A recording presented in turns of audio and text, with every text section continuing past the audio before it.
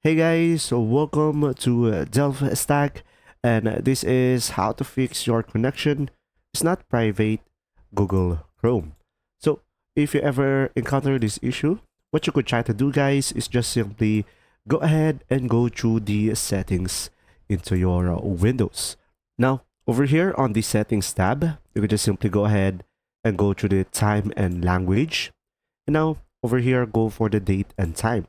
Now here on the date and time, just make sure that you have the correct time zone.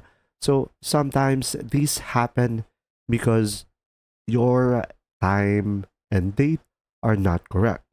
Now, another solution that you could try as well is you could just simply make sure you are running the latest version of the Chrome. To ensure that, select the three dots on the top right corner, and then over here you will have an option over here, help, and you will have about Google Chrome. And from here, as you can see, when there is any update, you should be able to see it over here.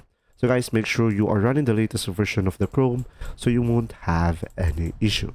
And there you go. If you found this video helpful, please like and subscribe.